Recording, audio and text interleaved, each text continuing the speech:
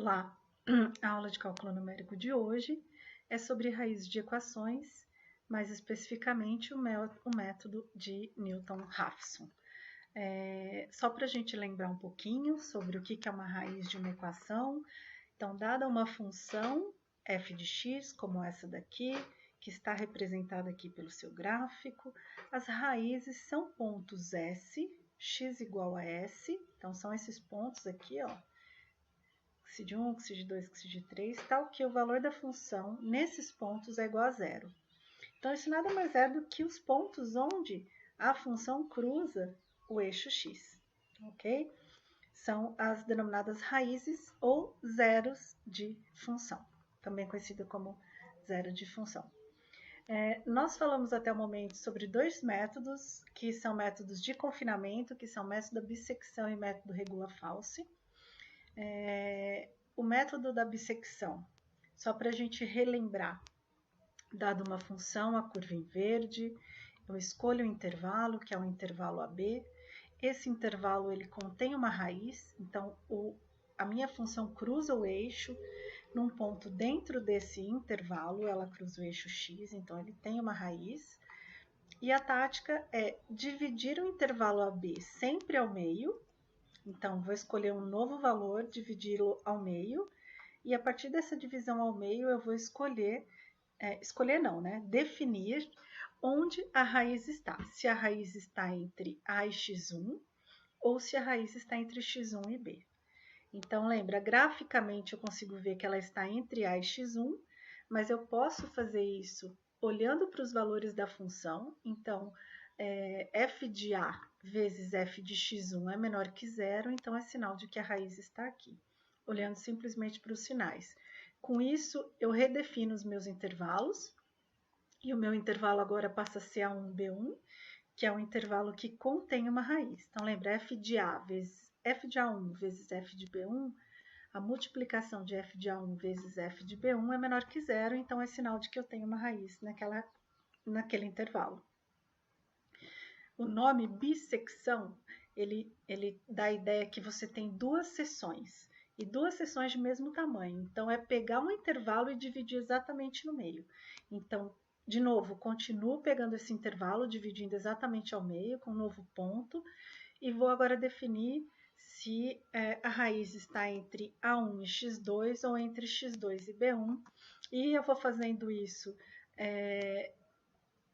durante várias iterações, até que a diferença entre o intervalo B menos A seja menor que a precisão dada. Então, uma das técnicas é que essa diferença seja menor do que a minha precisão. O que a gente tem de diferente no método da bissecção? Como é um método de confinamento, a minha raiz sempre vai ficar dentro do meu intervalo AB, apesar de eu estar diminuindo o valor do meu intervalo, ok? Análogo ou muito parecido com o método da bissecção é o método da falsa posição. A única mudança que a gente tem um em relação ao outro é o cálculo do meu novo valor de x. Então, aqui eu tenho uma função, essa função de novo está definida entre os intervalos AB, e ao invés de dividir o intervalo AB ao meio, eu vou agora fazer uma reta. Não sei por que não está funcionando, mas fazer uma reta que liga o ponto x f de A e o ponto B f de B, A f de A, né, que é esse ponto aqui, até o ponto B f de B. Então, eu vou fazer uma reta que liga esses dois pontos, e a posição onde a reta cruza o eixo x é que eu vou chamar agora de x1, que é a minha minha divisão do meu intervalo. Então, ao invés de dividir o intervalo ao meio, eu uso essa reta para dividir e escolho esse ponto x1, tá? Então, o que muda? Muda o jeito como a gente está calculando esse valor de x. No caso da bissecção é A mais B, no caso da falsa posição a gente usa a equação da reta para poder calcular isso. Então, a gente viu isso na aula passada. Uma vez que a gente tem esse novo ponto, de novo a gente vai fazer uma conta, né? uma verificação, para saber se a minha raiz está entre o intervalo AX1 ou se a raiz está entre x1 e b. E o que a gente faz é pegar o valor da função no ponto, então f de a é negativo, multiplico f de a por f de x1, que é positivo, então f de a vezes f de x1 é negativo, sinal de que eles têm sinais contrários, e sinal de que uma é positiva e a outra é negativa, então sinal de que eu tenho uma raiz nessa região. Então, meu novo intervalo vai ser o AX1. Tá? Todo mundo, então, lembrou, define um novo intervalo e o método vai continuando a sua interação até que você atinja um valor de x1, né, de f de x1, que seja o módulo do valor do f de x1 é menor do que o erro, sinal de que você, menor do que a precisão, né, sinal de que você está muito próximo da região do zero da função, ok? Então, esse é o critério de parada. Nessa solução, essas raízes de equações, nós vimos dois métodos que são do tipo confinamento, onde eu sempre vou ter um intervalo e dentro desse intervalo eu vou delimitar uma raiz. Então, a grande vantagem desses tipos de método é que sempre eu vou ter uma raiz como resposta do meu sistema. Nós vamos ver agora um método que a gente chama de aberto, e existem vários métodos abertos, tá? A gente vai falar do método de Newton-Raphson, e basicamente o método aberto ele é um método que possui uma convergência muito mais rápida do que os outros métodos de confinamento, mas como ele é aberto, eu não tenho mais um intervalo agora onde a raiz, eu não fico mais fazendo comparações, então você não garante que você vai convergir para uma resposta. Então, essa é a sua grande desvantagem, apesar de ser um método muito rápido. Deixa eu diminuir aqui a minha imagem.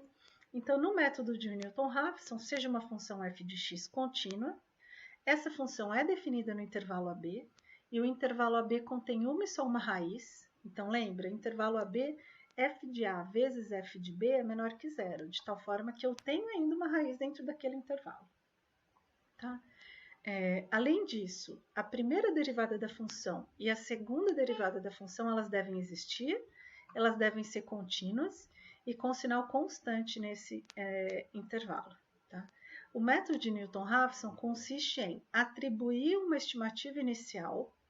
Então, ao invés de ter um intervalo que contém a raiz, eu até tenho um intervalo que contém a raiz, mas eu não uso o intervalo ao longo do meu método. Eu uso um ponto que a gente chama de ponto inicial, estimativa inicial, ponto x0. Esse ponto x0 ele pertence ao intervalo, então ele pode ser um dos pontos, inclusive, do intervalo. E a gente primeiro atribui uma estimativa para a raiz e vai fazendo esse método iterativo com novos valores de raiz para que você consiga realmente chegar no ponto que você deseja, que é convergir para a raiz do seu sistema. Como que esse método funciona? Ele gera uma sequência de estimativas, onde cada ponto, então você vai gerar vários pontos a partir da estimativa inicial, e cada ponto é a intersecção da reta tangente no ponto f de x. A intersecção com o eixo das abscissas, né? Vamos fazer uma interpretação geométrica primeiro do que a gente está fazendo no método de Newton-Raphson. Então, imagina que a gente tem uma função, essa função está definida num certo intervalo, esse intervalo f de A vezes f de B é negativo, então eu tenho uma raiz nessa região, e o que ele faz é escolher um ponto dentro desse intervalo. Aqui eu vou escolher esse ponto, que é o ponto B, vou usar o ponto B como estimativa inicial, então o meu ponto B é o meu x0, ok? Nesse ponto x0, eu vou desenhar uma tangente da função nesse ponto. Então, o que é uma reta tangente? Uma reta que tange a curva nesse ponto. Então, nesse ponto, que é o ponto x0, f de x0, eu vou desenhar uma reta tangente. A reta tangente ela vai cruzar o eixo x em algum ponto, e a minha nova estimativa, que é o meu novo ponto x1, ele vai ser o ponto onde a reta tangente cruza o eixo x. A gente vai comparar se esse ponto, né, se o valor da função nesse ponto é menor do que a precisão, Se não for menor que a precisão, eu vou lá e calculo uma nova tangente nesse novo ponto. E tenho outro ponto que é o ponto x2 e vou verificar se o valor da função no ponto x2, se ele é menor do que a precisão. Se for menor que a precisão, sinal de que eu estou muito próximo da minha raiz. Tudo bem? Então, ao invés de usar um intervalo, eu uso o intervalo só para falar que eu tenho raízes naquela região. Mas o meu método funciona com um único ponto, que foi esse ponto x0 aqui. Então, iniciei considerando um único ponto, que é o x0, fiz a derivada, fiz a tangente, né? Verifiquei esse ponto, x1 virou meu novo ponto da minha nova estimativa.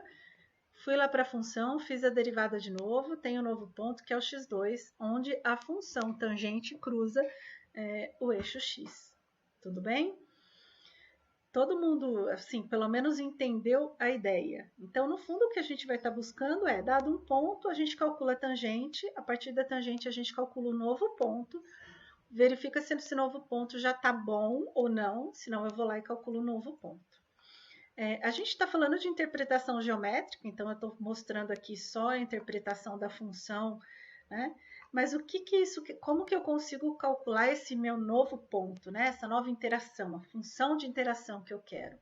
Então, olha só, se a gente olhar aqui para a minha função, o meu intervalo AB, esse ponto aqui vai ser o ponto x0, que é o primeiro ponto, né? Se eu fizer uma tangente aqui nesse ponto, esse ângulo, esse ponto aqui x1, né?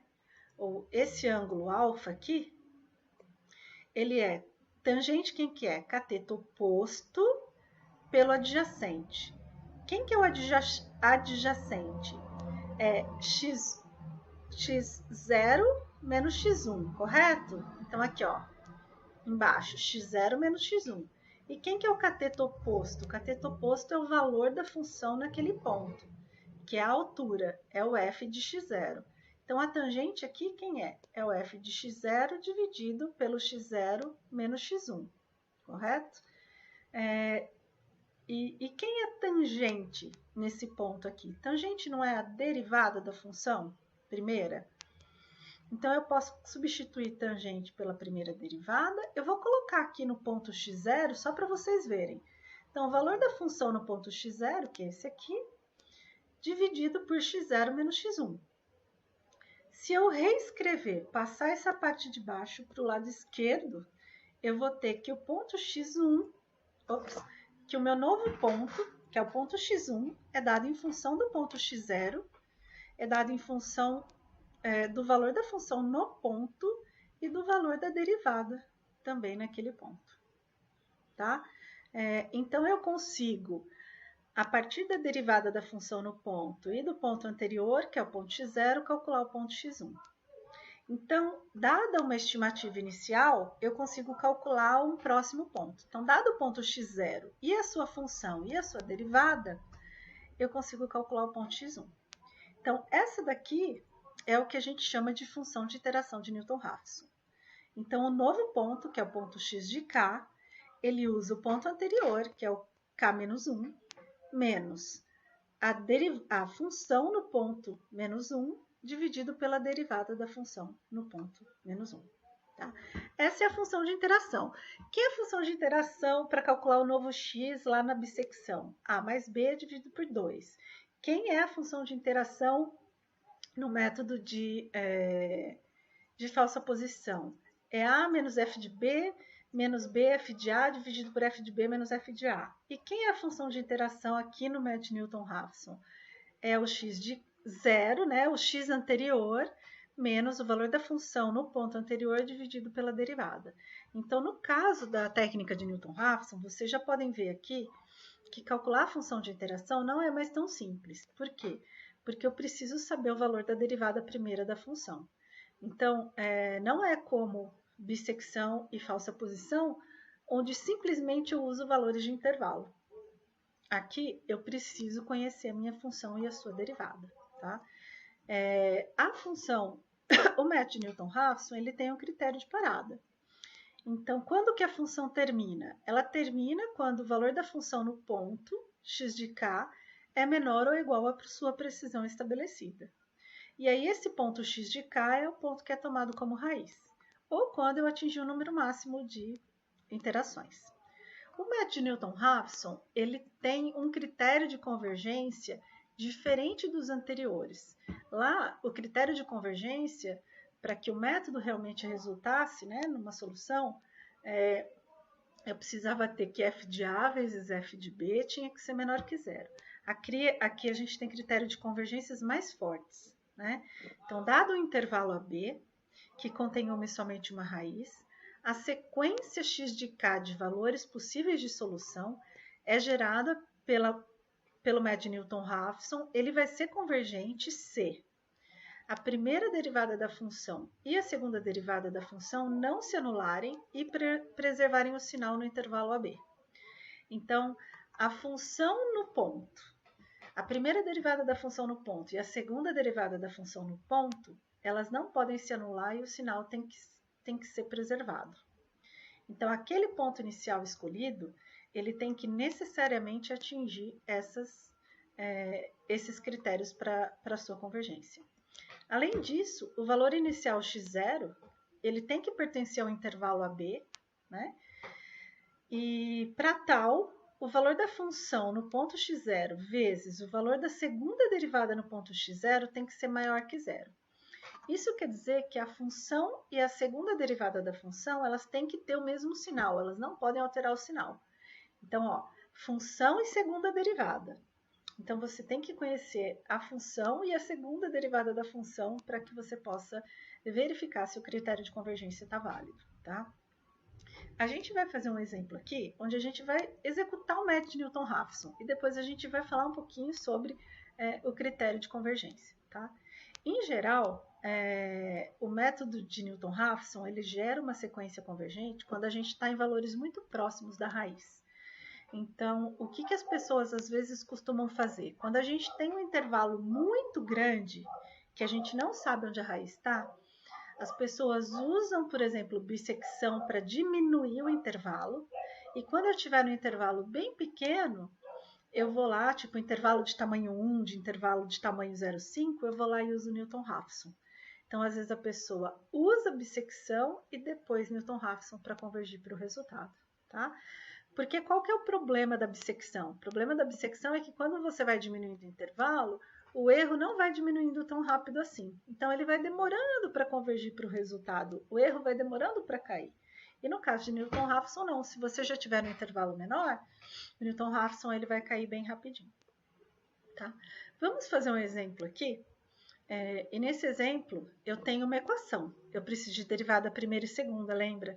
Então, aqui já é um pouquinho diferente. Eu preciso delimitar quem é a minha equação. Então, eu pergunto o seguinte: encontre a equação da raiz abaixo usando o método de Newton-Raphson no intervalo 3 e 4. Então, eu dei um intervalo e pedi para escolher como valor inicial x0 igual a 4.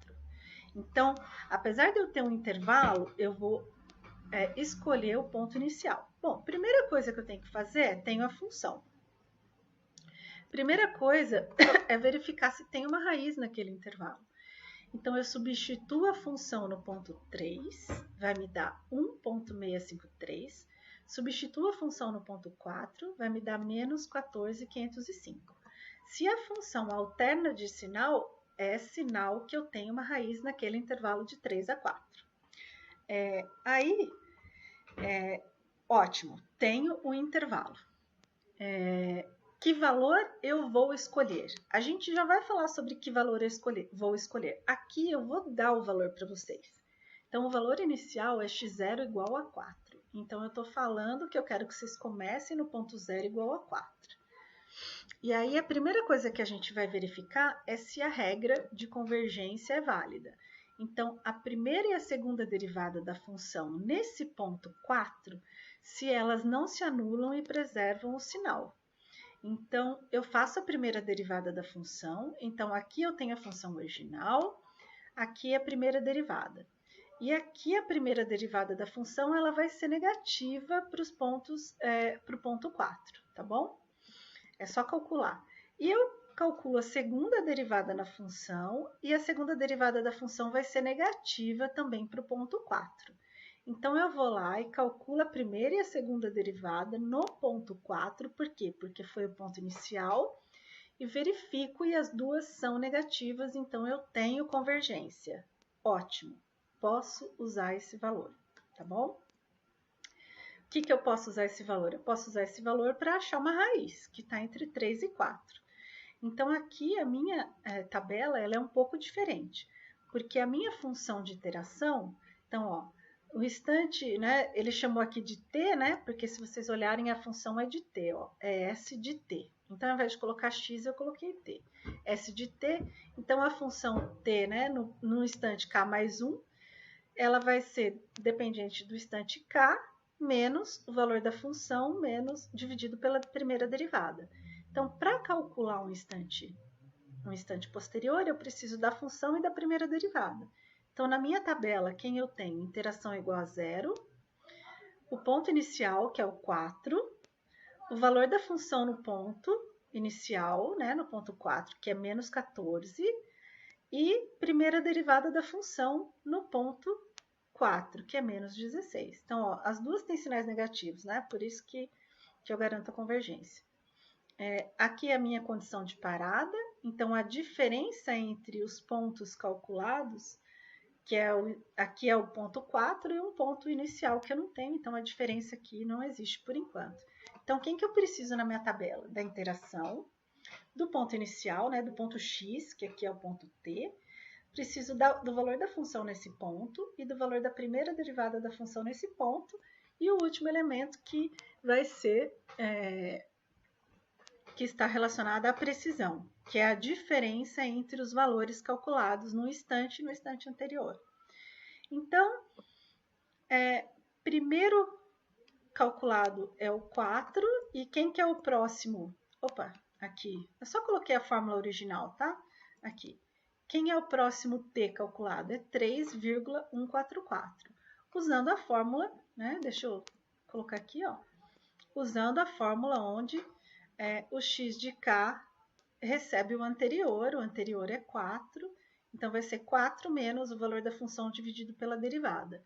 Então, quem que vai ser o próximo número? Vai ser 4 menos o valor da função no ponto, que é menos 14,505, dividido por menos 16,947, e isso aqui vai dar 3,144. Bom, calculo na primeira interação o valor da função nesse ponto, menos 0,56, o valor da primeira derivada. E calculo a diferença entre t de 1 e t de 0, né? Então, eu vou ter 0,856. Esse valor é maior ou menor do que a minha precisão? Desculpem, mas eu acho que aqui no comecinho não foi dada a precisão no exercício, né? Tá bom? Mas no fundo o que a gente vai ter que fazer é ir calculando até uma determinada precisão. O que acontece nesse exercício é que ele vai dar 0, então a precisão aqui como resposta nem vai ser tão importante assim. Porque uma vez eu posso ir fazendo inúmeras, como se diz, eu posso realizar várias iterações e identificando até que eu chegue num valor de erro ou de precisão bem pequena, tá? Então, na primeira iteração, o t, né, ou o meu x é 3,14, na segunda iteração ele vai para 3,108, o valor da função no ponto é menos 0,004, então olha só, eu estou quase no zero já para esse ponto aqui, o valor da primeira derivada é menos 15, então a hora que eu divido esse por esse, o meu novo valor vai ser bem pequeno. E quem que é o valor da minha diferença? A diferença é 308 menos 314,4. Então, quem que é meu novo ponto? O meu novo ponto, quando eu fizer essa conta aqui, eu vou dividir esse valor por esse, vai dar praticamente zero. E vocês vão ver que vai dar uma diferença mais na quarta, quinta casa decimal, e o meu x vai ser o mesmo anterior. Então, a hora que eu vou calcular o erro aqui, olha só, o erro é a diferença entre essa interação menos essa interação, vai ser zero. Tá? Então, apesar de eu não ter falado qual era a precisão que eu queria lá no começo da minha interação, eu vou fazendo as iterações aqui, vou notando que as iterações vão caindo, tá bom? Mas normalmente eu tenho que prover alguma informação para vocês falando sobre a precisão, tá? Seja dar o valor da precisão para vocês ou algum outro jeito que vocês consigam calcular o valor da precisão. Bom, mas além da precisão, o que eu fiz foi conseguir chegar aqui numa precisão de praticamente zero. Os meus pontos são os mesmos. O sinal, o valor da função no ponto vai ser praticamente zero. Isso quer dizer que esse é o meu x ou zero da minha função. Então, a função cruza o eixo x no ponto 3,108 segundos, tá bom? É isso que a gente está buscando. Todo mundo entendeu? Então, a minha tabela é um pouco diferente da anterior. Eu poderia ter feito o mesmo exercício e ter pedido para vocês, olha só, encontre a raiz da equação usando o método Newton-Raphson nesse intervalo 3 e 4 e escolha o valor de x0 de acordo com o critério da convergência. Então, lembra, x0 ele tem que ser um ponto inicial que pertence ao intervalo 3 e 4. Então, a ideia é você usar os pontos 3 e 4 para tentar identificar qual deles pode dar o melhor valor de x0 seguindo o critério da convergência. Então, a primeira coisa da convergência que a gente vai avaliar é se a função muda de sinal entre o ponto 3 e o ponto 4, o sinal de que eu tenho uma raiz naquela região. Ok, né? A gente até tinha feito isso. A segunda coisa que a gente vai analisar é o critério de convergência. Então, se a primeira derivada e a segunda derivada da função, se elas não se anulam e preservam o sinal dentro do intervalo AB. E aí a sugestão é fazer primeira e segunda derivada para o ponto 3 e para o ponto 4. Então, nessa situação, a primeira derivada para o ponto 3, ela permanece positiva, segunda derivada permanece positiva e elas não alteram o sinal. É só calcular, tá bom? Derivou uma vez, derivou duas vezes e verifica se as funções não alteram o seu sinal.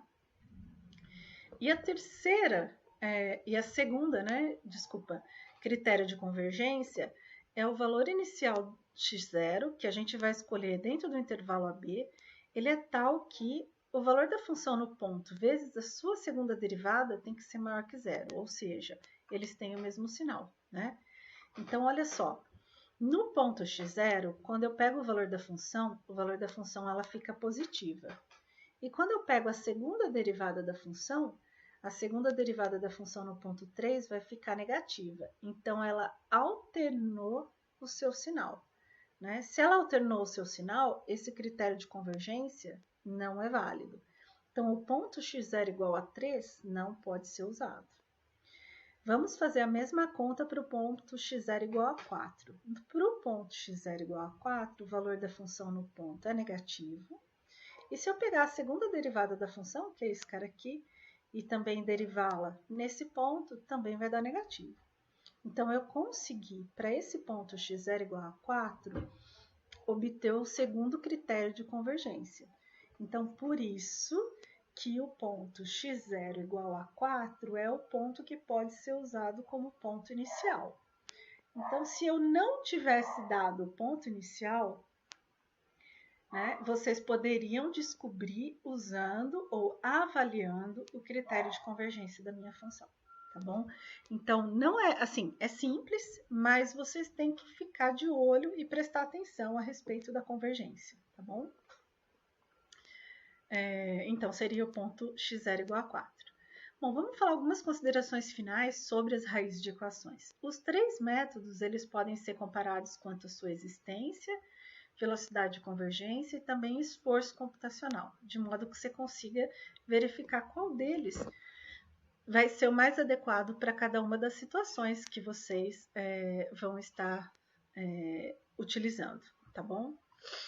Deixa eu tirar isso aqui. O método mais simples, que exige pouco esforço computacional e robusto, é o método da bissecção. Ele apresenta a grande vantagem de sempre você ter uma sequência convergente, sempre você vai estar dentro, gerando um resultado de raiz para a sua função.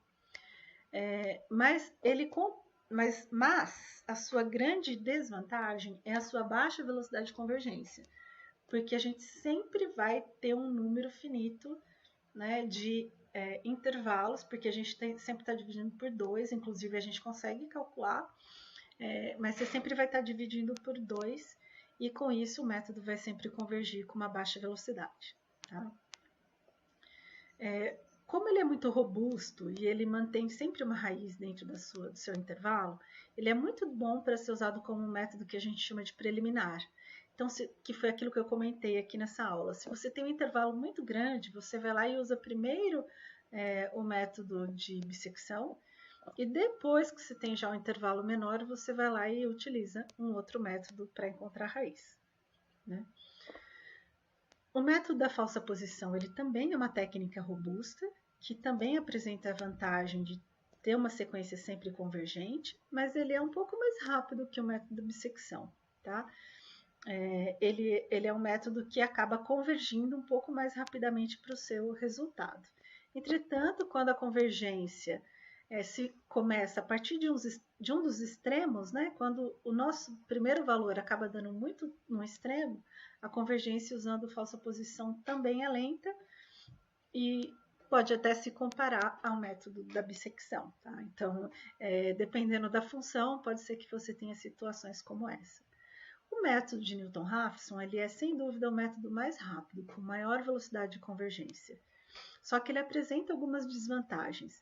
A primeira grande desvantagem é que a sua convergência ela é muito restritiva. Então, a gente tem aquelas regras de convergência de primeira e segunda, de valor da função e de valor da segunda derivada e de primeira e segunda derivada da função. Então, a gente tem duas regras restritivas. Tomem cuidado lá que a gente tem duas regras diferentes. Então, é f' vezes f duas linhas e f de x vezes f duas linhas. Então, são duas restrições distintas, tá? E se as duas restrições são satisfeitas, então esses pontos podem ser usados e a convergência vai ser garantida, tá? Qual é o outro grande problema do método de Newton-Raphson? Você precisa, além do valor numérico da função, você precisa também do valor numérico da primeira derivada da função. E se você estiver falando da convergência, você precisa também da segunda derivada da função. Então, acaba sendo um método onde te exige um pouco mais de atenção e de cuidado na hora de realmente usá-lo, né, para rodar para algum valor real, tá? É bastante importante que as condições de convergência sejam adotadas.